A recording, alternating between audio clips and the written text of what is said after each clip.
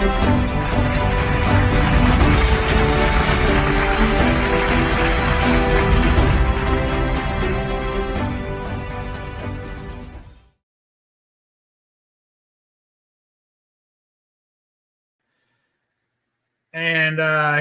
that's all I have to say about that. Welcome. Glad everybody can make it to No Faces Comic Chat here on Monday nights at our new time. Hopefully everybody is getting settled into that, and it's not some big hullabaloo hubbub for Bub. And with me, as always, we introduced him first last time, so we'll take a break and introduce our other good fellow first. And with us, we have Roger, a.k.a. Metarog. Say hello, everyone. Greetings, everyone. That was the double rope-a-dope switcheroo there, wasn't it, DS? I figured I'd either catch you not paying attention or somewhere Roger saying hi. You caught me sleeping on that one. I looked up to see, like, why isn't Roger saying it? And then it was me. So I'm like, greetings, everyone. Hey, Roger, what do you think about that one? You're getting slyer and trickier with old age, buddy. I appreciate that. I'm going to take that as a compliment because otherwise there'll only be two of us here. We got DS here showing his favorite Thor book. Oh, wait. Before we get into that, is anybody at all, I'm going to take first shots here. Does anybody know what today's team name is? I can't remember. Oh, shucks. Man. It's a toughie. It reminds me of my younger days. Does it now? It does. What a shame. It's a good thing there's health clinics on every corner. I'm long reformed, Bob.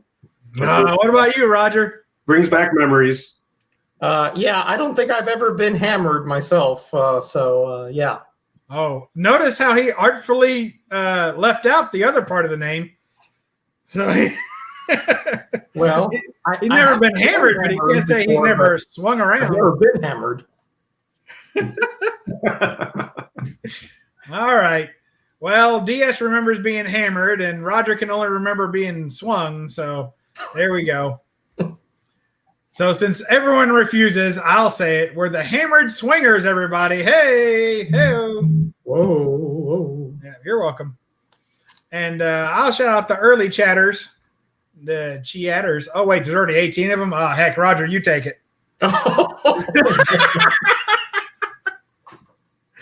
Oh, man. Really? You want me to take it? Absolutely, because it makes it easier for me to highlight them if I don't have to say them at the same time. Well, coming in, the tailgaters here, Unruly Simeon, Rob Boswell, our buddy, Jambo, your neighbor. Hey, Rob's my neighbor, too. Oh, that's true. Cobby was in here. He's saying, yo, bub. He's my old neighbor. Hey, what's up? Here loyally for a long time. Bub Comics, who cares about him? Go. Keep going. He's a good-looking guy. Area 51 made it here right under the wire. Mike up in Canada. He just had a great little video where he got some good pickups today. It's kind of sad, though. I tell you. It's kind of a sad story, too, isn't it? Channels. This guy is everywhere. He is ubiquitous. Mr. Gretzky, 9966. Has he missed a chat like in the past year? I don't think so. He's been here, he's been here like death and taxes. It's going to happen if he's going to be here somehow, some way. I'm sure he appreciates that. Yeah, I didn't mean it in the negative sense, though. I mean it as he's always here. Keep swinging. Carson's here. C. Woodard 19. How you doing, buddy? DS, of course. Thank God he's been joining us here for the past few months. I've missed him like I've missed water, Mm-hmm. Especially if I was in the desert. Well, not to compare Bub to a desert per se, but I appreciate that. Yeah. I brought my own camel this time, so 2 humps, but I'm not sharing. Oh, speaking of desert, the next two guys know a lot about that. Bill, Comic Mag Musings and his 108-degree heat, and James Gallegos and his New Mexico heat. Wow. And we got Collecting Chaos. How you doing? And all the way from Japón, Konnichiwa, Ken Titus. Welcome, welcome. And I think, Agu Rhythm, who was on with us, I think, last month. And the Jackson Roy Kirk, again, very, very loyal member of all of us. And of course, Chaos and Comics, one of the most knowledgeable guys out there, liking the covers. Another guy he's been with us from way back. Chad Fisher, how you doing? And Jeff Schultz. Jeff Schultz, my buddy, of course. Hello. One love from Chicago. You get Ben Compton, right? We got him. Ben Compton right after that. Absolutely. Ben's been here for a long, long time supporting us. Boy, people are just, and George Sidropoulos. Welcome. You handled that like a pro. Well, I hope that's right. Sidropoulos. I'm missing somebody you mentioned, and I can't find him. Chad Fisher. Oh, there he is. Fisher. Yep. Phew. Man, that was tough. Yep. It looks like a disembodied head of Ben Roethlisberger in a box. Like that's what his looks like to me, which I'm totally good with. Oh, not a Pittsburgh Steelers fan, I'm guessing. No. It's not that I don't like him. It's just that I have good taste. There you go. All right, that's got everybody. Thank you, Roger. I appreciate you for steering the ship in the right direction all the time. You are the seaman we don't deserve. Thank you, sir. And seaman we don't deserve. Your metaphors are just are getting more and more. I don't know how else to say. Very, very odd. Oh, you're welcome. You're welcome. Well, I've been hammered and swung for the last 3 days. So, yeah. Good to have you all here. Thank you for joining us. As you know, you are what make this show possible and special. And it's if I didn't have you all in the chat, then it would be like I had no water, maybe in the desert, but possibly not the desert.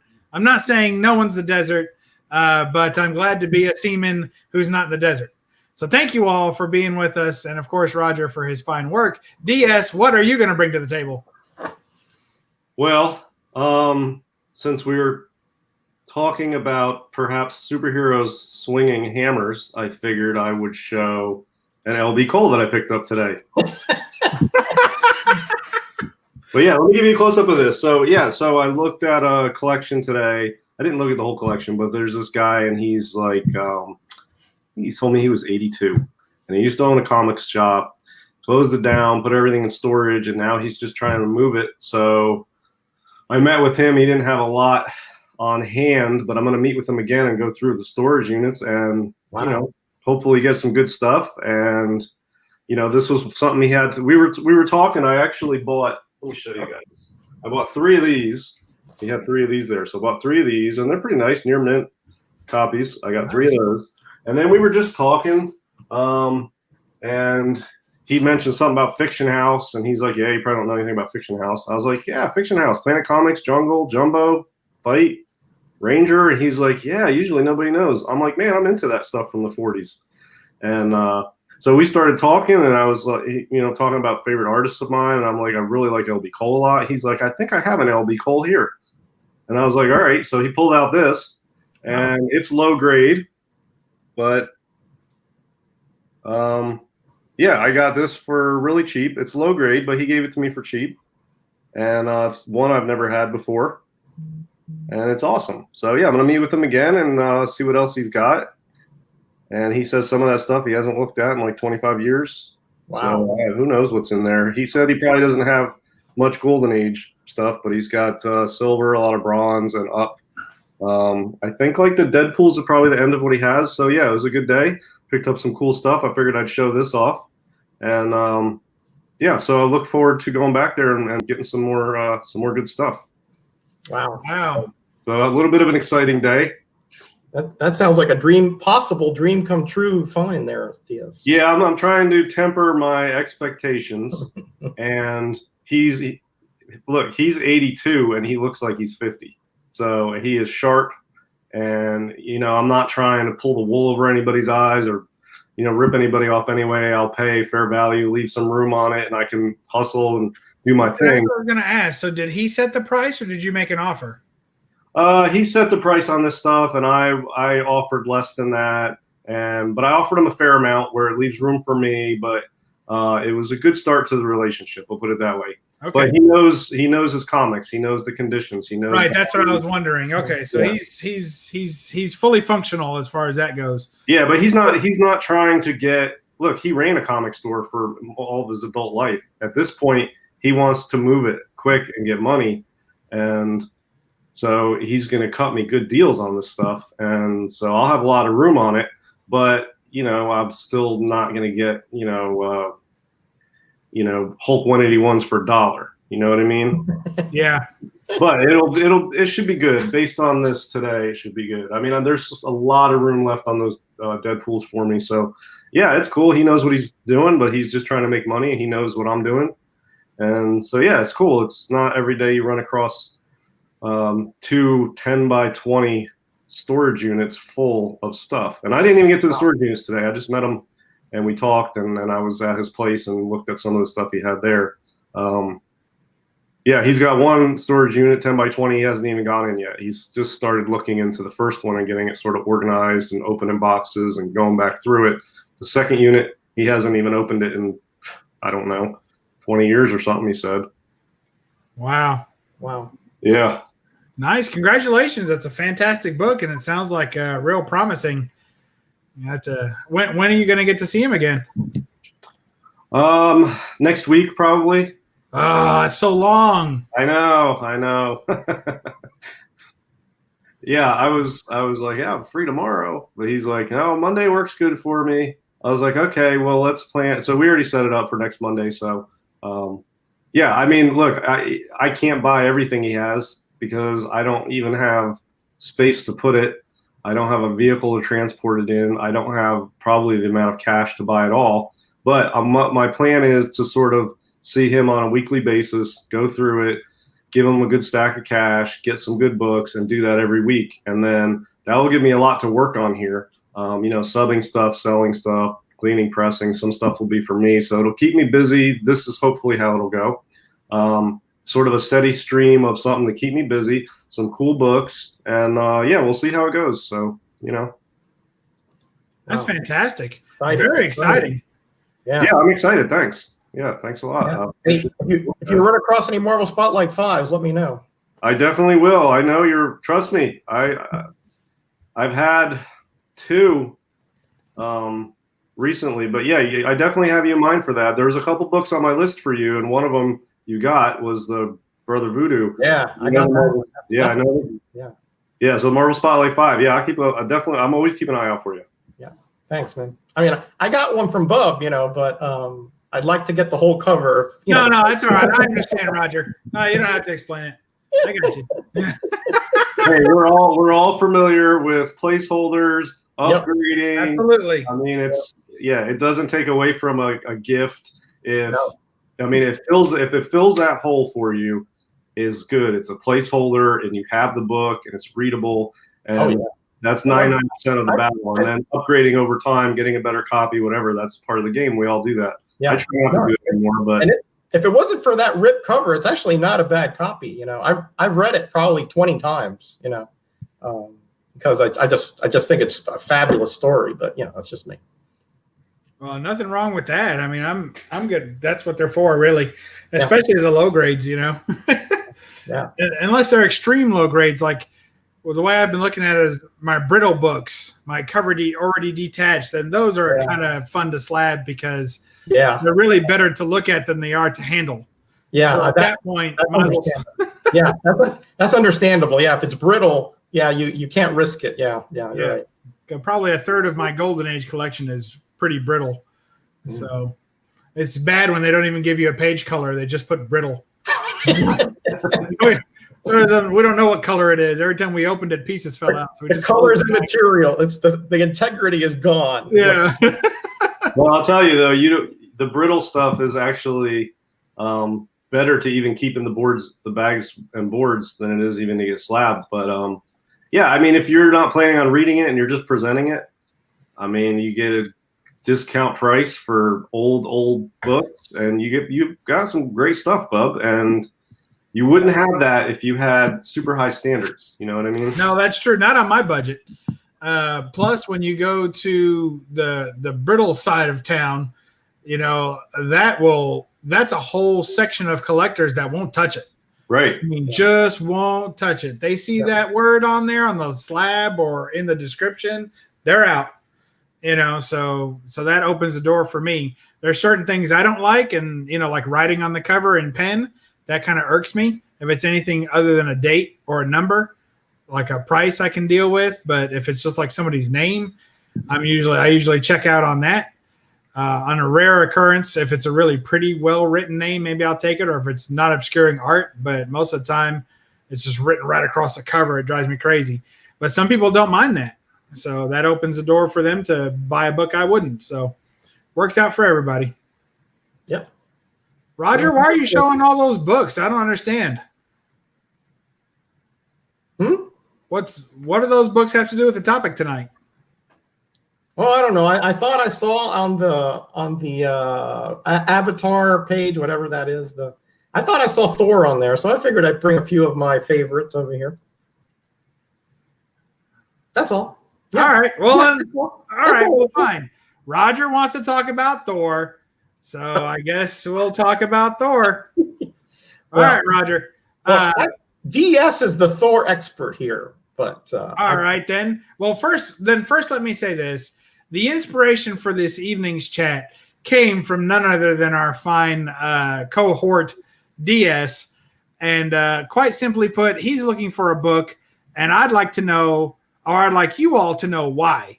So DS, tell us. Yeah, really. Look at that. Look at that. Put this on my Instagram, and I've got a couple people hit me up, gave me some suggestions, and you know, nothing doing yet. But yeah, I mean, that's what I'm looking for.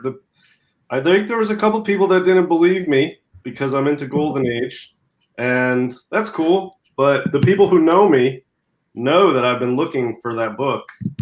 I'm looking, but it's been on my list of grails forever. And even after I transitioned to Golden Age, that stayed on my list. And you guys know that. You've known me for as long as I've been in this YouTube community. And most of the other people in the chat I recognize and know them, and they know me. They know that I'm into that too. So that's been a grail of mine, regardless of what other type of books I'm into. So just a quick reason why is when I got into comics, I guess my first sort of experience with comics was when I was probably like, I don't know, 10 years old. And so this is, you know, we're talking like early to mid 80s. And I didn't know anything about comic books. My dad would bring home the new issue of Thor for me. So I remember the first one he gave me was like Thor, whatever, 300 or 2. No, it was 200, I think. What number was it? Man, I don't remember. But the first one I got was like a mid 80s. And it was right off the newsstand. And I remember reading it, and I was like, wow, this is really cool. Thanks, Dad. And I liked it. I never read comics before. And then he would get me the new one every month. And so I started reading the Thors, and I would get excited what's going to happen in the next issue. I got super excited when I knew I was getting a new one. And so I fell in love with comics exclusively through reading Thor in the 80s. That was it. And then as in the next couple of years, I started to, sort of as a kid, like what else is out there now? I like comics, and I would be at the grocery store and I would look at all the comics like, wow, there's so many. And I would find ones that have good covers that would grab me, or a character that I saw in a Thor issue, or Thor would be in another issue, a title or something. And I would, grab one of those, like put it in the cart at the grocery store. And so then when I got old enough to drive, 16, 17, I started going to the local comic store. And then a whole new avenue opened, because now there's back issues. I didn't know anything about back issues. I would just pick up a title and start reading whatever was that week. But now with back issues, I could, and I was finding Thors that were like in the late 100s, bronze Thors for not super expensive. I could afford it with my allowance and what I had at my job and whatnot. And I guess I didn't have an allowance at that point. I was working. But so I would pick up some back issues, and then I would go to the comic store probably 3-4 times a week And yeah, I just got really into comics up through the 93, 94, and then I sort of got out of it. And I didn't get back in comics. I mean, I sort of would peek in here and there in the comics over the next couple decades or whatever. And then it really wasn't until 5 or 6 years ago I went back to my parents and grabbed my long box. I had 2 long boxes, I think, of the comics from when I was a kid. And there was a lot of Thor stuff in there. And I was just rereading back through all the books I used to have. Some I didn't even remember. And then when I pull it out, the whole memory of that whole era would come back to me. You guys all know the feeling of this, and it was awesome. And so I got right back into comics. But now I'm like 40 years old doing this, so I went into it, in a more sort of, I don't know, deliberate sort of adult, mature manner about it. And so that brings me to where I am now. But I've never lost that love for Thor. That was what got me into comics. I've always loved the character. It's very close to my heart. So I'm at a point now, finally in my life, I think Journey into Mystery 83 is a book that I can get now. And now it's realistic for me. I've always wanted it ever since I discovered its existence, and now I want one. I think I can get one now. So now I'm ready for one. And so now I'm looking for one. That's it. That's awesome. I mean, I'm excited for you. I know we've been talking about this book for a couple of years now, and I know that you're ready. I was just shocked. It always seemed like a book that you were putting like on the back burner to, you always said like, well, someday I hope to own that book, someday I hope to own that book, or I'm going to own that book someday. But now to see you put out there that you're actively hunting, I thought that was pretty cool. That's exciting. Well, yeah, thanks. I'm excited. And it's expensive. Okay. And you guys saw I'm looking for a 4.0 to 5.0. That's not a cheap book. I know that, but this is the first time I've had the ability to be able to get one of those. So yeah, I can afford one now. It fits in my budget. So now is the time for me to get one. And as I asked you on Instagram, do you care if the record still works or not? I'll tell you what. I've thought about, in the past few years, I've thought about buying a gold record reprint of that. And what has stopped me, I would do it just to have something that looks like it.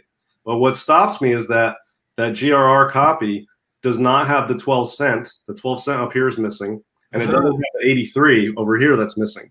Yep. So it doesn't quite look like a Journey into 83. It doesn't have the 12 cent. It doesn't have the 83. So I just haven't bought one. And you can get a low grade copy of that. It's pretty affordable. And I thought about it, but it's just, if it was an exact cover swipe, I would. Like, I would buy a cover swipe of an Action 1 to read it. But I don't want one that has the tag down here missing the guy screaming. You know what I mean? Yeah. So I'll buy a reprint, but I want the exact thing, the cover of it, especially something that important to me, because I want to look at it and see Journey into Mystery 83. So no, I'm going to go for the real deal, and we'll see what happens. Oh, I'm sure you will achieve this, because you just have that knack of when you really put your mind to it. And I know you'll flip books, etc., to build up a little bit of reserves. My question to you though is that why 4 to 5? What is that? Just the best price for that range, or is that like the highest you can go for what you can afford? Well, I'll range. Yeah, I'll tell you. Bub has the same view with me as these reprints. He got that one, Bub, for the same reason, right? Because that's part of the cover that's crucial. You want because usually there's like a lot of the other one has a big like Death of Superman box over it, and so that's key to that cover. That guy running away like that. Yeah, and I mean, if what's key to a cover? Well, for me on a Journey 83, I want the 12 cent and I want the 83. I mean, I don't know. It's like blank spots on that reprint. So yeah, 4 to 5. The reason is I am not a low grade is better than no grade collector. That's not me. I would rather have no grade than low grade. Now, low grade is defined differently based on the type of book. I have Golden Age books that are 2.0. Mm-hmm. For me, a low grade of that would be a 0.5. You know what I mean? But for a Copper Age, 7.0 might be a low grade. But for a Jim 83, I've thought about getting a 2.0 or a 2.5. It's just a little on the low side condition-wise, but there's also an investment aspect to it. The price doesn't jump as much as the quality jumps, going from like a 2 to a 4. I feel like that's much greater quality, and it's not much greater price. It's a bit more, but really 2.5s, 2.0, 2.5s are selling for like, between $4 and $5 grand right now. So where's the break in price? Where does it jump where you're no longer feel like you're getting the return on quality for the higher price? Yeah, like 5.5, 6.0, those are starting to cross into like the 13,000 territory. Now you've been watching this book for a few years at least. Do you see that changing? Has that been moving on you? Well, the price has dropped over the last few years, which is good timing for me market-wise. But I've noticed recently, and I just posted this because I've had trouble finding one, and now I'm like, please help, because I usually don't post stuff like that. So the reason I posted that is because I've already been looking, and I cannot get one. The prices are a little sporadic. They're a little volatile, which tells me that the book is starting to heat up. There's pockets of explosive prices here and there on different grades. I'll tell you, I bid on a 4.0. It was a really good looking 4.0. This was this past week. And I bid $6,800 on that, which is more than I think it's worth, but it was a really good looking copy. And I lost that auction. Somebody outbid me and I lost, and I bid $6,800 on a 4.0. Now I think that went high. Yes, it was a good looking copy. There was a 5.5 on Heritage last night that went for almost 10 grand. Oh my! That, in my opinion, is high. That's well over GPA. So there's these pockets of explosions on this book here and there. It's starting to pop, and so that tells me that it's picking up the momentum. So I want to get one before it really all I can afford is a 2.0. Which, if it's AF15 level, then yeah, 2.0 is now considered a good grade, something that I would go after. But I think I can get something in the 4 to 5 range at a reasonable price still, and the book is starting to go up. And it's really kind of undervalued for the early Silver Age keys. There's the ASMs, the FF1, the Ant-Man, obviously, the GTA 27, and then Journey is 62. So it's like one of the early crew, and it's sort of lagging. And it's sort of lagging down there between the big ones and then like the mid 60s, the Daredevils, the Doctor Stranges. Those are not at the same level. So it's like in that middle ground. And it's starting to tip towards going with the big boys up. So I want to get one now. And I think that's a viable price range for me right now. And there's enough of them out there. I'll be patient and I'll pick my spots. And yeah, so that's what I'm thinking. And a 4 to 5, it's very liquid down the road to move. It's not so pricey that you need a special buyer. And if you get a good looking one, it's got a lot of value and a lot of demand. So yeah, I think 4 to 5 for that. A good looking 4 to 5 on that book is got the good mix of being liquid and being quality for value. And it's just a beautiful looking copy. So that's what I'm looking for. Yeah, nice. The one thing I was going to ask you is that I've never owned one, but I did work cons back in Florida for a guy who had a couple, and the ones I've always seen have had really like muted and lackluster color strikes, almost washed out.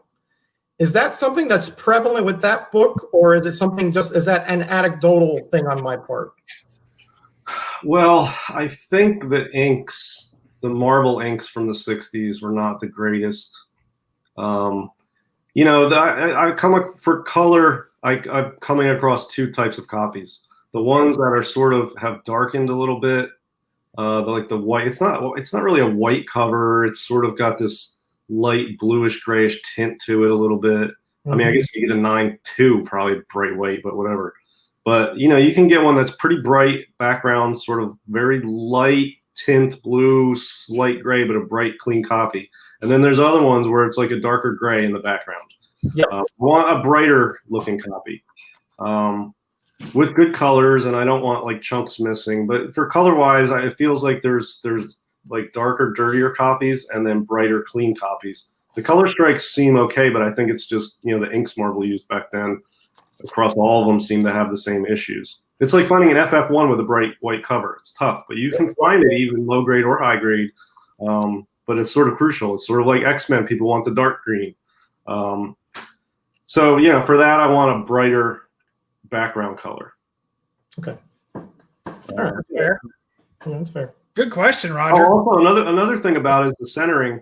It's tough to find a good centered. I think like 25% of the copies have good centering.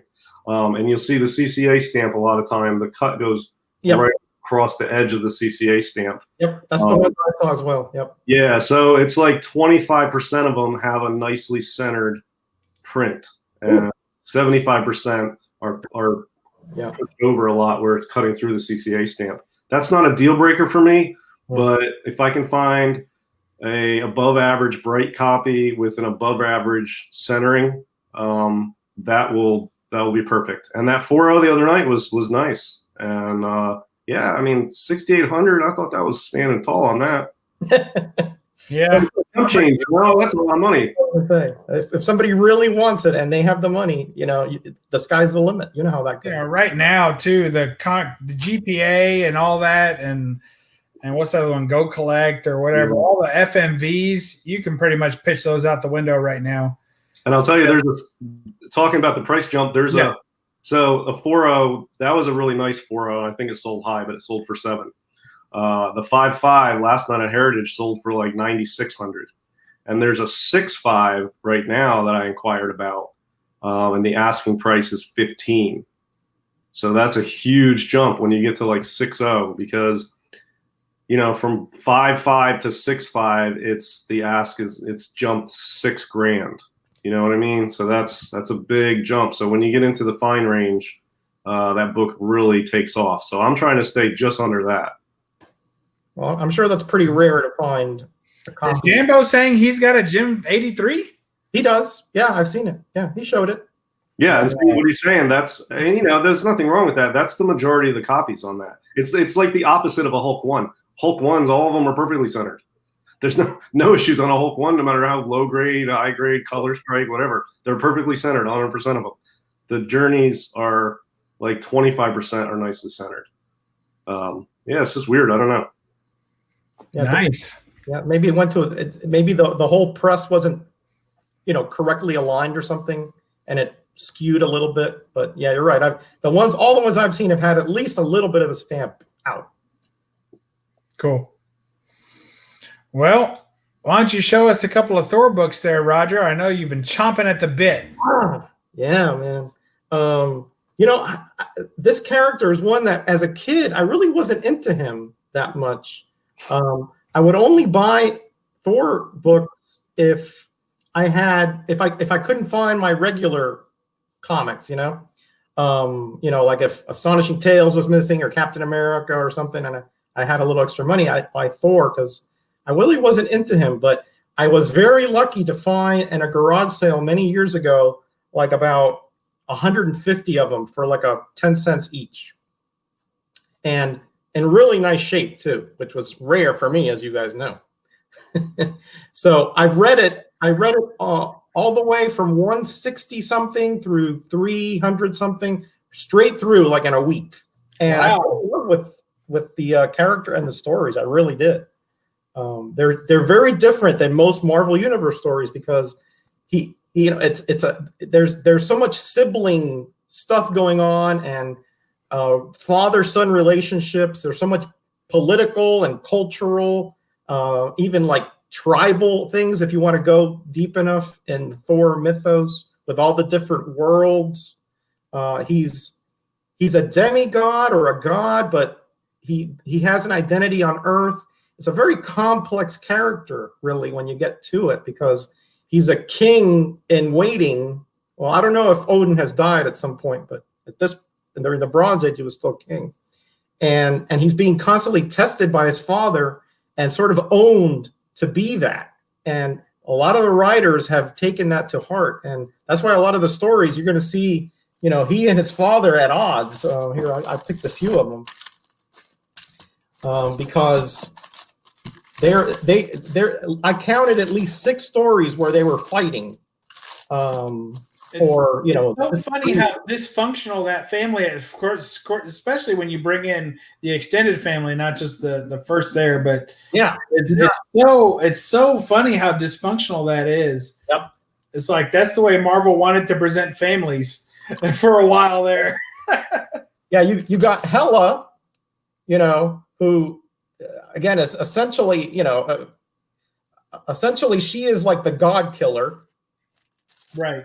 And then you got Loki, who's always has something up his sleeve. He's the mischief maker, the troublemaker. And then you have, of course, you have his mother wasn't really around. I don't know if she was killed at some point. But looky here, again, you got Odin pointing a trident at him, Wow. Man, can everybody hear that 1995 Mylar? Yeah, that's right. Around? Yeah.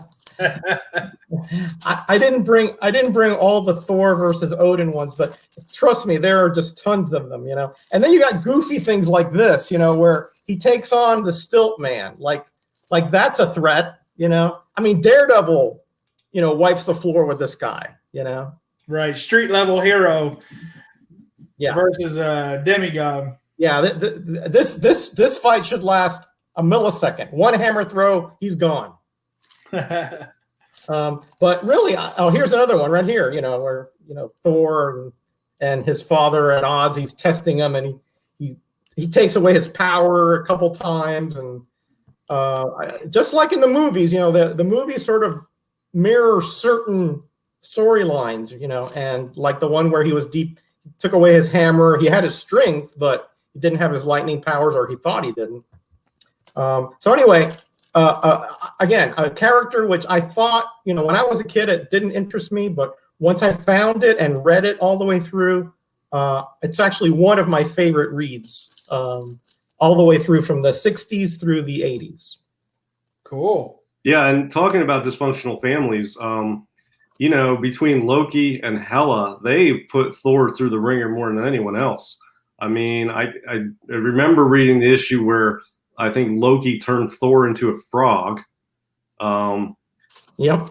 And at one point, Hela cast a spell on Thor that made him immortal, but gave him like brittle bones so that he would have to suffer pain forever, and he could never die, which ended up. Yeah, there it is. So he's been turned into liquid before, and he's always fighting with his father. But Hela and Loki have put him through the ringer, and he's super powerful, and he's bested pretty much everybody in the Marvel universe, including Galactus, like one-on-one. But then Loki and Hela are his biggest nemesis, I think, honestly, throughout. If you read, it seems like they give him the most trouble. So yeah, definitely a dysfunctional family. Other than his mother, he seems to get along with, and she seems to really get along with everyone. But Odin, Thor, Loki, Hela, they're not getting along ever. No, absolutely not. I believe the correct term is nemesis. Well, I wasn't sure if it was nemesis or nemesises. I'm not sure, Bub. I don't know. That's a tough one, right? Roger, you're our walking thesaurus. What do you say? Thesaurus. I believe it is nemesis. Yes. Yes. Nemesis? Nemesis. It's not nemesis? I think it's nemesis, but it's not a word I use that often. So I don't know the singular. What is that? Nominative? Yeah. So I don't know it. That's what it is. All right. Yeah. And also, another thing about Thor that I already loved Thor, and then when I started going to the comic shop reading, I don't want to go past. We're already past a half hour without mentioning this from my standpoint. But when I started going to the comic shop when I was younger, and I was able to read the Silver Age back issues, which admittedly I didn't buy any back then. but the artwork in there blew me away. I was, ironically enough, a story guy when I was younger. Now, yes, I like the art, but the characters and the stories in the Thors would grab me. When I started seeing the Silver Age stuff with that Kirby artwork in it, it blew me away with like those single page and double page spreads and just the. Oh yeah. I mean, I still to this day feel like the best Kirby artwork ever is Silver Age Thor issues. Yeah, I'd say that and the Fantastic Four are the best Kirby. I really don't think that Kirby did the greatest stuff when he did a little bit of the X-Men, you know? Yeah, I agree. They were okay, but nothing really to write home about, you know. And I'll tell you, the covers on the Silver Age Thor books do not match the interiors at all. The interiors are phenomenal, and most of the covers are lackluster. There's some decent ones, but even the good ones are not great among Silver Age standards. But the interiors are phenomenal, and so you can still pick them up cheap because I think they just don't have a big following because the covers are lackluster for the most part. But the interior stuff on Silver Age Thor is phenomenal. It's the best.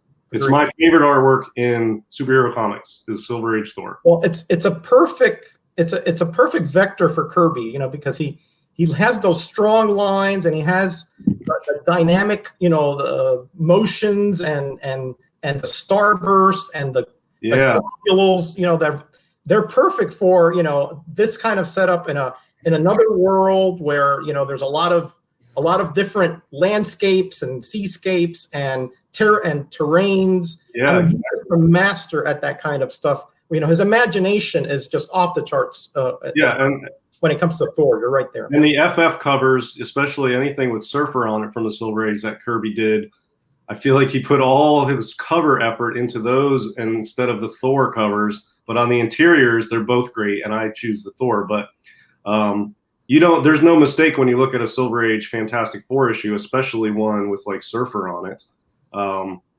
that's going to be quality inside. But a lot of times you look at the Thor issues, you can't tell there's going to be quality inside because the covers doesn't do it for you. That's why I'm not a big fan of the covers on the Silver Age Thors, but the interiors are spectacular, especially when you find those double page spreads. Man, nothing like it. Yeah. When he, you know, Kirby, when he did those the centerfold spreads or the splash pages. Yeah, you're right. He took his time and he just went all out on those. They're honestly, I remember people, you know, doing the unthinkable, right? And that is slashing those things out of comics and pasting them in their bedrooms back in the 70s because they were just. But at that time, we didn't really think anything of it. They were comics. They weren't commodities. This might sound strange, and I'm sure a lot of people are going to knock me for this, but if I found a non-key Silver Age Thor issue that was beat, but had a nice double page spread in it that was intact, but it was Don't say it. It was like a really beat copy, or like the cover was completely split, and it was a non-key issue, and it was just falling apart or whatever. I would take the double page spread out and frame it and hang it on the wall. But at a certain point when the book is still together and has some value, I wouldn't do that.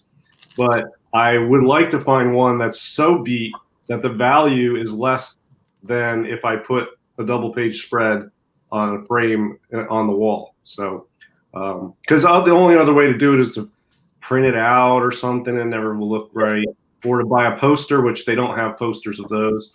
Or to buy the original art, which an original art of a double page Kirby spread from a Silver Age Thor, if you could even find one, would be, you're talking $250,000 probably. Yeah, those are, you know, you have to mortgage your house to get one. Yeah. But you can find Kirby double page spreads are in a lot of books that people don't know. There's Demon 1 has a really good double page spread in it. Yep. Kirby has a couple. New Gods, yeah. I mean, pretty much everything he's done, there's a double page spread in there somewhere, several of them, a few of them, and they're worthwhile, man. Just to read through. If you find a Kirby book that doesn't have any value, and just flip through and see if there's a double page spread in there, that will be worth it right there. That's cool. I got no problem with that if the book's real beat. I've got a couple of doubles and beat books, and especially things with wraparound covers. I know is obviously different than a spread interior, but still, I also find that, and this is going to sound bad, but like here, see if I can get a real quick. Hold on, I'll grab it real quick. But like here, these frames cost 99 cents at the dollar store, or $1 at the dollar store, or whatever. And they perfectly hold 2 comics or a double page spread. So you can open a comic and it'll even hold silver with the extra room on the end. Nice. So that white is just a cut down life-size backing board, so it stays acid free. But this frame only costs $1. And so when you have spreads like that, it's really easy to display them, and they're thin, so they stack up. So I'll keep like a stack of these and a couple of spots on my wall that I can put, trade them out. So they're good for that. I've got some at work, and I've got some here in the comic room. Yeah, I have a few of those myself. Yeah, they work really well, don't they, Roger? They do. Yeah, they absolutely do. And you're right. For $1, I mean, that's a cheap date right there. So. Cheap date from the Hammered Swingers. There you go. Hey, we would be remiss if we didn't mention Comic Mag's Musings, fantastic $2 chat, super chat, which brought us a nice. You know what? We'll go ahead and give him an extra since it's so long to get to him. Thank you for dropping us 2, and we're sending them right back at you. Well, I haven't ignored it because I've been putting up the war books that he requested. I know. Linda wanted to see a couple war books, so I've been putting them up since I saw that super chat. But yes, good calling it out. And that was one of the new CBCS cases. I really like them. Yeah, they're good. Yeah, real nice. I love these. They're rock solid and they're crystal clear and they're clear. Yeah, I mean, the books really pop in these new holders. I like it. I do love it. So anyway, I that's just my little, as much trouble as I had with their customer service for anyone who watched that video. The product itself is pretty spot on. So yeah, I'm pretty happy with it. Yeah, the Golden Age books just look fantastic. All right, so one other thing I want to throw out there about Thor that I think people don't know, and this will hit home with me, you guys know why, is that he apparently actually has, I say apparently because I think only one time I know of, is that he has time traveled. So he apparently has the ability to time travel, which I always thought was cool. I only know one time he did it, and I can't remember. It was, I can't remember who, but he was fighting somebody, and the guy fled through into the future, and Thor followed him into the future. So he time traveled into the future to chase down this villain. And I can't remember who it was, but yeah, I should have looked it up ahead of time. But I always thought that was cool because whenever a superhero time travels, I make a mental note of it. Superman, Thor, I always make a mental note of time traveling superheroes because I love time travel. So yeah, Thor apparently can time travel. Well, that's cool. Did he need the hammer for it? Or is it a power of the hammer? Or is it a power of honestly, I'm not sure. He has I think his hammer only can control weather, essentially. He can funnel and control weather with his hammer. Okay. He has innate abilities, and he also has a belt. The belt he wears enhances his powers and gives him extra strength and abilities as well. So he's got a belt that does stuff, and he has inherent abilities.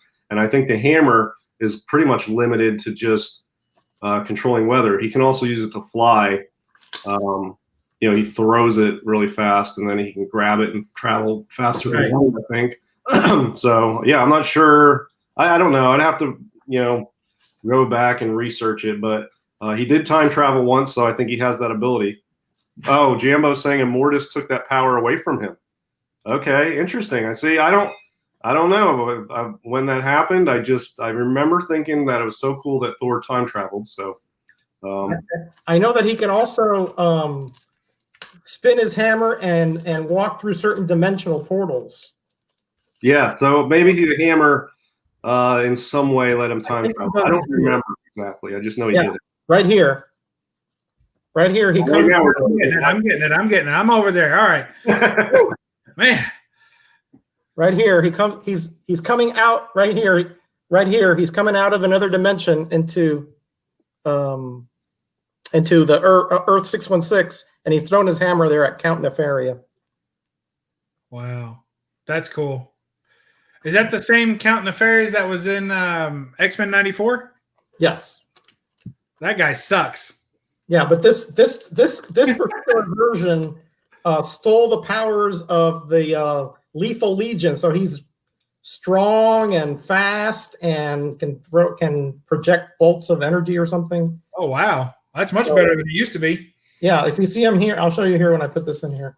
They call him Nefaria Supreme. See, he's got a Superman-esque kind of costume. Oh yeah, and this is why I put this story, because he wasn't afraid of anybody except the mighty Thor. Once Thor showed up, he started like cowering, and eventually Thor defeated him. Nice. And of course, you've got that one there, which I'll show as well, just so you don't beat me to it. Ha! Look at that. And of course, they say everybody knows what's special about this book. Mighty Thor 229, actually the first Thor book I ever owned. So, of course, that's why it's special. So if you look in the comics price guide, it'll say BUB'S first Thor. No, it's special because they took the Marvel Mead folder from this cover. That's why it's special. That as well. It has nothing to do with that little flimsy ad of Wolverine in there. Maybe I already cut it out. No. And it's got a pretty cool value stamp, too, doesn't it? Yeah, underneath the MBS you cut out, too. Look at that. There you go. And the Ghost Rider stamp, of course, you know. Yeah. There you go. There you go. So it's got a lot of things going for it when you think about it. And yeah, cool. That's definitely a historically significant book because of that ad, mostly. Yeah, and the cover doesn't hurt. Yeah, I mean, it's got a nice cover. Is helpful, I think, to the book. Well, Bronze Age Thor is good stuff. That's what I've read a lot of Bronze Age Thor. It's good stuff. And then Silver Age Thor, obviously, and then Copper Age Thor was my favorite because it has, I remember that was when I first got exposed to comics. So I'm very partial. And you have one show in there that's the Beta Ray Bill, the 337 Swipe. Yeah. Yeah. 451. 351. That was one of my favorite issues. And that guy, Blood Axe, first appearance, if anybody wants some spec of a first appearance nobody's ever talked about, is I think 349 is Blood Axe first appearance. But I love that Blood Axe cover. That's one of the coolest covers Swipes ever. Very nice. I love it. Good stuff. All right, beat Roger to the punch. But now, look, he's got the book already ready to go. What a bum. The glare is I'm not apologizing. I'm just saying it's there. Nice. Oh, Marvel stamp book. No. Oh, DS will cringe. Well, I tell you, I mean, I think Silver Age Dave has got like 5 of them. Yeah, but does he have one that's complete with the stamps? I think yes. Nick does too. Yes, he has. To me, I mean, I get it. I get why it's collectible and it's cool, but just for me, subjectively, don't take it the wrong way, but for me, that is like a book of comic death. It's like, it's each one of those stamps that's pasted in the square is a book out there that's incomplete now, and somebody's going to buy it and find that, and their heart's going to be broken, or they're going to send it in, and it's going to get that green label, or it's just, you know what I mean? There's all those books out there. Yeah, sort of like the evidence is those Marvel value stamp books with all the stamps in there, all these incomplete books floating out there. But yes, there is a silver lining, because now those books like 180, 181 become much more affordable to those who don't have the financial means to buy a one with a stamp. Yeah. I mean, it's all interplay. It's like the fact that they had comic book burnings in the early, in the mid 50s. And I cringe when I see all those pre-code horror books being burned and destroyed. Oh, yeah. But on the other hand, the interplay is that it makes the ones, when I do score them, that much more valuable and special because there are so few of them now. So yeah, there's two sides to every coin here, and it's just the first thing I think about when I see those Marvel Value Stamp books is that. But I totally get it. And if I found one, I would buy it and flip it.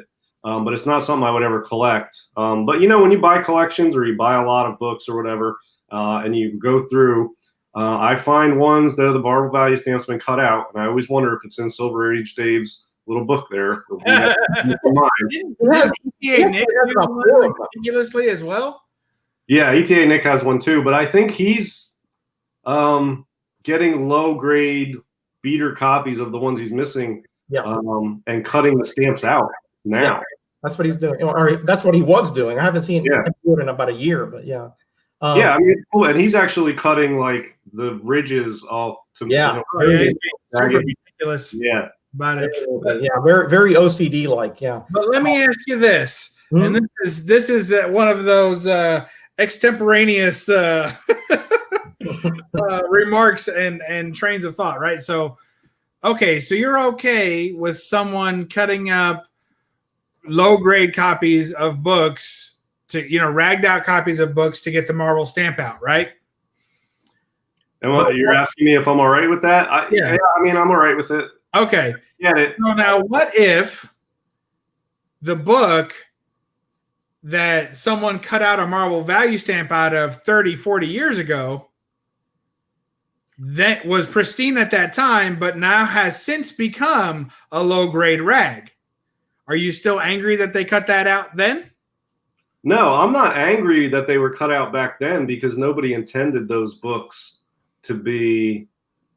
I'm not mad at the person who cut them out. I am mad when I encounter a book where it's now missing because it's a collectible. It's like, oh, if only. You know what I mean? Oh. If only. So you're mad about the high-grade copies now that are missing the stamp. Yeah, but I mean, back then, nobody thought that these were going to be worth anything. So that's why they put those stamps in there. I mean, people cut ads out too. I don't hold it against the people who did it back then. But when you encounter the book now and it's missing, it's like, oh man, too bad. If only they didn't do it. And so, and those Marvel Value Stamp books, people had those. People would collect the issues and cut them out and put them in the booklet. And now that booklet is like what Collecting Chaos said. It's a comic book graveyard. And that's sort of what it is. It's not, I don't hold it against anybody. It's just the first thing I think of when I see that. Yeah, I think I'd rather have a blank one though. I'd like to have a nice blank. Yeah, me too. Yeah, me too. That's kind of one of my things that I'd like to get before I collapse my collection a bit. Jambo is asking, what do I get when I fill up my Marvel Value Stamp book? Do you guys know the answer to that? Didn't he get a no prize? No, not exactly. I can't remember. There's something you got, didn't you? Okay. The only thing I remember is that if you filled it up and you went to one of the conventions that Marvel was set up at, you would get a prize. If you had it filled up and you showed it to the representative, you would get a prize from that convention. But I've never known anybody that actually did that, and I don't know what the prize was, but supposedly there was a certain prize specific to whoever showed up with one of those completed Marvel stamp books. Yeah, I'll bet there's a few of those out there, and I bet that would be an expensive collectible to find because I bet it's very rare. Yeah, I want to say it was like you got a letter and something, but I don't know if it was like pin or if it was a magazine, something that was related to it. But I've never known anybody. I've known people around that era, but nobody that I've known knows what it is. So, wow. But that was. I remember back then that it was a big to do because they even I think in Foom magazine, Bub, there was a photo of several people at one of those conventions with the completed Marvel Value Stamp. And they supposedly said on there, yeah, we got a prize, but they didn't say what it was. Wow. Anyway, that'd be nice to see, though. I wouldn't mind seeing even that picture. I'll have to look through very carefully, look through my 9.8 candidate copy. It would have to be after 1975. So either late 1975 or the summer of 76. That was convention season. Right. Somewhere in there. Yeah. One of the FOOMs in there. I'm pretty sure. I may be mistaken on if it was a FOOM or if it was another publication, but I think it was a FOOM. Probably was. Hey, Steven Spock. How you doing, buddy? Good to see you guys. Good to see everybody here. And I think we also had Knights of Old was here as well. So yeah, I said hi to Mike. We miss him. Yeah. Good to see him. Mike L is also joining us. Welcome. Good. Yeah, so I'll bet that I would venture to guess that Silver Age Dave has the prize that you got. I'll bet you he has some form of it because he always comes across those funky little things like that. He's in Ohio, man. He's in that Toledo, Ohio area. That place is a gold mine for comics. Yeah, it is. I'm going to retire there, I think. Yeah. Well, that was wasn't that, Roger will know this, wasn't that close to a test market for the price variance too? Yeah, he lives in Toledo. That's one of the 35-cent test markets. Yeah. Okay, so I mean, yeah, it seems like Ohio has tons of great sort of nostalgic comic book items. So yeah, if it's anywhere, it's probably over there. Yeah. He has a several of the 35 cents. I think like a few dozen of them that he's run across. Well, I'm gonna find a Star Wars one, and every time I see a Star Wars #1, I look to see if it's a 35-cent, and I've yet to find one out of hundreds and hundreds that I've seen. But eventually, I will come across one somewhere, and it'll be a 35-cent variant, and I will be so happy, and then I will sell it. It's tough because all Star Wars collectors want one of those suckers. I know. Yeah, I mean, that's like one of the most expensive bronze books ever. I think it probably probably if you had like a real high grade of it, probably. I mean, if you had an 8.0 of that, it would outsell an 8.0 Hulk 181. Yeah, sure. and no contest. The thing would probably Ninja Turtle probably and Cerebus. Yep, probably. Yep. Yeah. But Turtles have gone crazy lately, but I have had a 2 and a 3 35-cent variant, but I never found a 1. Yeah, I always look for those, and I don't ever come across them. But I think where I'm at and the places that I frequent for comics are not places where those are generally found. No, you got to go down to North Carolina for the nearest 35-cent variant. Yeah. I don't know. Too much. Too difficult. It is. Goes down for me. And because it's now been, almost 35, no, more than that. Yeah, 35 years, almost 30. Yeah. If they're there, you'd have to find like an old time collector that had it, that he doesn't know what he has. Right. Yeah. Yeah. But I think that there's a lot of collectors that aren't paying attention necessarily to the price variance. It's just that the ones that garner more attention, that had the price jump up so high, those are the harder ones to find. But I'd say if you were just trying to find a more average book that didn't have so much heat on it, then I'd say you still find some of those in the wild for sure. Yeah. I found like various champions, and I found a human fly. I found the 2001 Space Odyssey. I found several of those because, like you said, those are dollar bin books, But you're right. If Iron Fist 14, forget it. Everybody is going to notice if that's a 35-cent variant. Yeah. The ones I think are easiest to overlook are the ASMs in like the 168 to 172 range. Right. Those have price variance. I never hear anybody talking about them. I never hear anybody say, look what I found, a price variant. I think those, ironically, since no ASMs ever fly under the radar, I think the price variance for those do. Nobody really knows they're out there, and you can see them, and I think people would skip over them because none of those are key issues. They're just standard bronze ASMs, and I think that would be your best bet for scoring under the radar price variant would be those ASMs. It's like 168 or to 172 or something in that range. I think that's exactly right, actually. I think you got the exact range. Okay, yeah, those I'm always on the lookout for those too. I think those are the easiest to score because there's so many of those issues were made. There's so many of them out there. And I think most people don't know there was price variance for those, because most people looking for ASMs want ASMs. They're not looking for price variance. Whereas Iron Fist 14, it's on your radar. Star Wars, obviously.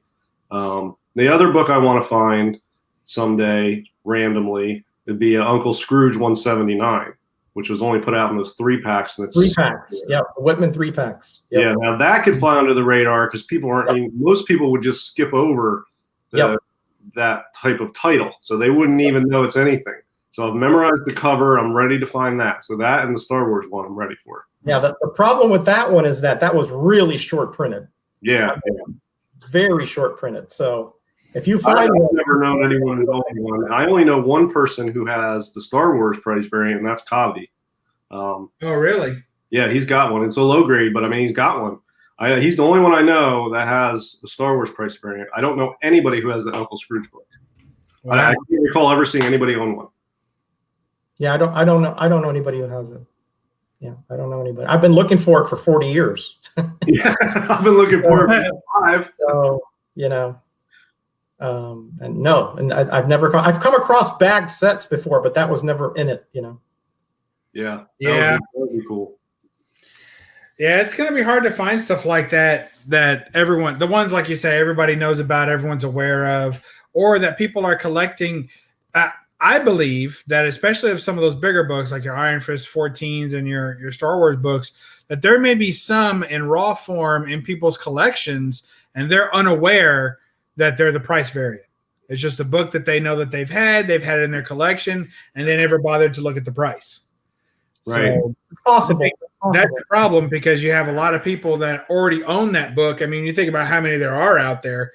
There's probably the majority of them are already in collections, but we're in a collection under the, kind of under the radar as far as it being a price variant.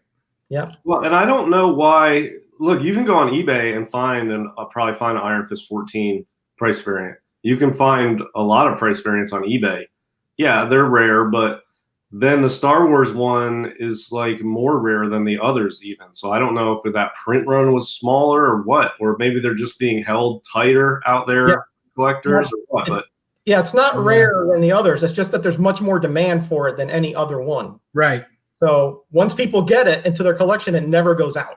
Yeah, and I feel like the Eternals price variant is all over the place. I feel like I see that everywhere. Like, Yeah, the Eternals one was the most common 30-cent variant. I've had 5 or 6 over the years that I found for a couple bucks because it was just so easy to find. Wow. Yeah, you have them all except the Star Wars, right? Excuse me? You have them all except the Star Wars, don't you? No, Star Wars didn't have a 30-cent variant. That was 35-cent variants. Don't you have all of them? No, he gave up on it. He completed his 30 cents, but I thought he gave up on the 35. Well, I gave up on that. I traded the ones I had away for other 30-cent variants because it's just too expensive. And you know me, I'm cheapskate. So I have about a dozen of them, but those are ones that I found in dollar bins, things like that I've had in the past 5 years or so. Right. Cool. I think I don't know if I'll have to check later and see if my Iron Fist 14 is a 35 center. I'll let you know, Roger. If you got it in Kentucky, probably not. Well, I mean, things travel from Ohio to Kentucky is not far at all. Well, true, things do travel, but most of the collections that have been found have been within 50 miles of the variant city. Well, I'll have to check. I can't remember where I bought that. I think I might have bought it in Cincinnati, though. Well, it's possible. If it came to a convention, I found about 10 in a convention here in Tuscaloosa. So that is a variant city. So I see. Yeah. So Did you buy them all? Huh? Did you buy them all? Of course. Yeah. Yeah, they were only $1 or $2. So of course I'm going to buy them. So you have 10 Iron Fist 14s for? No, they were all awesome. Champions. I think there was an Avengers. There was a Spider-Man. 2001, a Space Odyssey. All the weird Human Fly. On and on. Yeah. Yeah. Well, cool. Well, guys, you think we've done enough to pour Thor? Have we exhausted? It's funny because I really only have the Beta Ray Bill run, which thankfully I've had for before the prices were crazy. Right. I mean, I've had like 5 copies of these over time. I know there's been a lot of like recent developments, like since like 2000 with Thor that I have no idea. But at one point, my plan was to collect all the Thor issues up, like the first it started at, well after the Journey to Mysteries, 126 to 500, which was the first Marvel comic to hit 500. So my goal at one point was to collect 126 through 500. And I gave that up because that was, I gave up run collecting, and I was not that far into that. But yeah, really, really good stuff. I'm not up on it recently, but I feel like in the 80s, after the 80s, in the 90s on, he sort of fell off, and I felt like the stories, at least in the first half of the 90s, weren't great. But I feel like there's been a resurgence with Thor, and I don't know anything about modern Thor lore, so to speak, but I feel like there's been a resurgence of Thor. I know some of the newer issues are very popular, and of course with the Avengers movies and the Thor movies and whatnot, and so maybe that's putting pressure on a Jim 83. I don't know, but most of my Thor knowledge is from 1990 and back, and I'm really not familiar with what's happened after that, so that would be an interesting maybe topic at some point for somebody to cover. I don't know. Yeah. What happened? Yeah, I'm with you. Thanks, James, for being here, and everyone saying bye, James. So good deal. James. I'm really excited for you, DS. I hope that you're able to snag this one in. I know that the stars are going to have to align for you, but you know how it is chasing these big books. You never stop until you get one. And so, these days I don't want to pay fair market value for anything for the most part. I try to get deals on something, and that way I don't have a want list, so that leaves me open. My options are open, and I just look for opportunities, and that works well. But with this book, I will pay fair market value for because it's important to me. But I feel like the last several that I've tried have gone above what even I consider fair market value, well above it. So I don't know. I'm going to keep looking. I'm going to be patient. It's not a rare book. Most of the stuff I look for is tough to find. This one's not, but it's eluding me more so than a lot of this rarer stuff that I collect. And it's just, that's how it goes. But I will be patient, and I'll pick my spots, and I've got a nice budget. And so, yeah, I should, you guys will know when I get a nice copy. I'll show you guys. So I can't wait. Yeah, we're looking forward to it, man. It'll be a heck of an unboxing and an opening and whatever. Who knows? You might even have to meet somebody in like a bank vault to do the deal. I'm hoping for some crazy 4-hour drive story. I mean, this is all this is all the stuff I live for. It could be. I've been known to drive for big books. Who knows? Oh, yeah. Well, good deal. All right, guys, let's say we wrap it up. Metarog, what have you got coming up on your fine channel down there? Now, tomorrow's Tuesday, so what do we have in the Metarog Metacave of Gratitude World of Obscura? Wow, that's actually a very, very good, encapsulation of what I'm about, by the way. Excellent. Well, I'm glad I could help out. Well, DS, what have you got coming up on your I can't even get this guy praise. He'll shoot you down, I tell you, man. Well, tomorrow, because of the tragic passing of Chadwick Bostick on this past weekend, I was gonna do another top 5 reads, but I'm shifting gears, and I'm gonna do my top 5 Black Panther reads in my collection tomorrow as a tribute to him. So that's what's coming up tomorrow. Nice choice. Mm-hmm. I thought about doing a Black Panther episode tonight, but I didn't have. I realized I don't think I have a single Black Panther book or appearance. And I was racking my brain. I was like, man, I don't think I have anything Black Panther. Maybe if he snuck into an Avengers book here and there, but I don't think so. Well, okay. I'll have to fix that. Yeah, definitely. After watching your show tomorrow, I may get some ideas of some good books to add to the collection. Okay. Sounds fair. I'll be looking forward to that. What have you got coming up there, DS?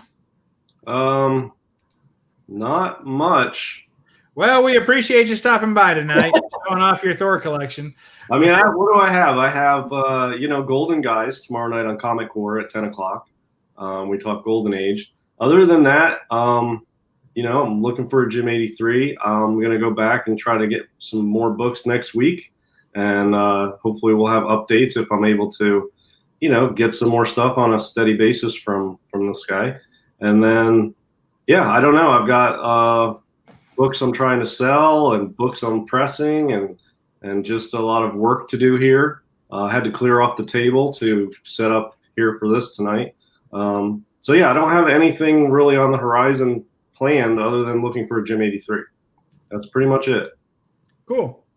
That's going to be a full-time job, sounds like. So yeah, enjoy that. I've got some books, including this one, that I've got to show off in a haul at some point. So I'll be doing that. And then my attentions are heavily divided these days. I picked up a couple of new toys, a couple of new hobbies. So I've got a lot of stuff. Huh? New hobbies? New hobbies? Yeah. I picked up a guitar yesterday or day before. Oh. Saturday. Oh, really? Yep. Okay, very nice. So you're gonna regale us with your guitaring skills at some point? Absolutely not. So this will be my first guitar, so it's new for me. So, so you're learning. Starting from scratch, but we didn't get a crappy one, that's for sure. We went all in. So did you get an acoustic or an electric? Electric. All right, cool. Yeah, I dabbled when I was younger with an acoustic, but it never took. I felt like I had a little bit of an ability, but I never really got that into it. It takes a ton of work, and I was a teenager, and I didn't want to sit home and practice. So it takes a lot of time to learn an instrument. Anybody who can play an instrument, it's a lot of credit from me because that is a time-intensive hobby. It's gonna be something. I'm cramming in lessons 3 or 4 a day. I'm trying to, but it's so hard, between everything, between all the hobbies, when you got, I asked my wife. So she bought me the guitar for our anniversary, which is coming up Sunday. And so I asked her, I say, did you just get me this because you're tired of hearing about comics and video games? Like it's like a third thing for me to bore her with all the time. But, because that seems to be all I talk about anymore, are, comics and, my one video game that I play and politics, I guess, too. So I mean, she's tired of all that stuff. So we'll see how it goes. But, if I get halfway decent, then I'll let you guys know. But I'm really enjoying just learning something new. It's been a while since I learned something. So that's always feels nice, Truer words were never spoken there. Yeah. Well, hanging around you, Roger, it's few and far between those nuggets. You got to dig deep these days. What a bum. I get you. All right. Well, that's it, guys. We're running all over the place. I'm sure there's other shows better than this starting. But I can't imagine that there are. So we'll pitch this over to next week, and we'll catch you next time in No Faces Comic Chat. Metarog, you want to tell them what to do with themselves? Yeah, everybody, be careful, stay healthy, be blessed, and be back next week. That's right. And DS, what do you want to tell them? Make sure everybody does their homework. We'll see you next week. He's got a lot of homework to do these days. And remember to read a comic and don't apologize for the glare. Catch you next week. Bye-bye.